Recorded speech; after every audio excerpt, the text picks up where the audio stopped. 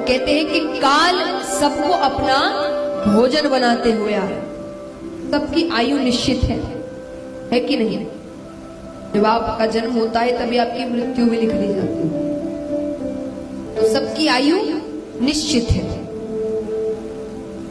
एक जीव जन्म लेता है, हम कई चीजें सोच कर रखते हैं, ये करेंगे वो करेंगे, ऐसा करेंगे वैसा करेंगे, क्या होगा किसी को नहीं पता। जैसे एक बच्चा जन्म लेता है, अब वो बड़ा होगा कि नहीं इसमें संदेह है। संदेह यानी डाउट। कोई डाउट है आपको? हो सकता है बड़ा हो सकता है नहीं हो। डाउट है कि नहीं? प्रश्न समझे कि नहीं? एक छोटा बच्चा है, वो बड़ा होगा कि नहीं इसमें आपको संदेह है? नहीं है? यहाँ के बच्चे ज्यादा होशियार हैं। कैसे नहीं? आपको कैसे पता उसकी आयु कितनी है? जरूरी है सबकी आयु 60, 70, 100 वर्षों तक होती है?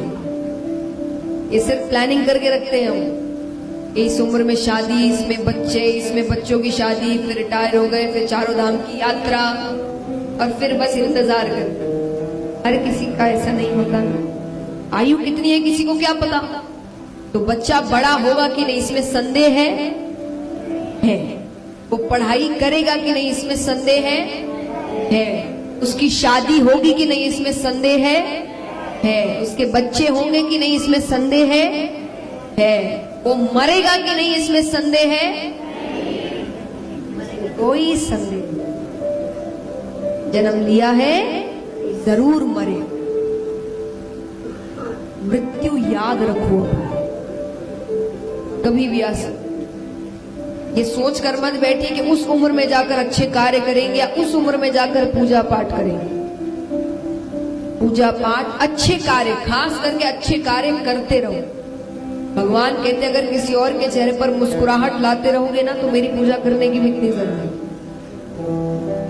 कहते हैं कि अगर किसी और की हक की खुशी छीनकर, किसी के मुख से भोजन छीनकर, किसी को पीड़ा देकर आप यज्ञ इत्यादि भी करवाए ना तो आपको कोई असर नहीं होगा।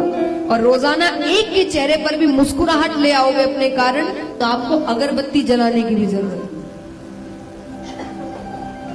सेवा में इतनी ताकत होती है। सबसे बड़ा धर्म, सबसे बड़ा पुण्य सेवा। अच्छे कार्य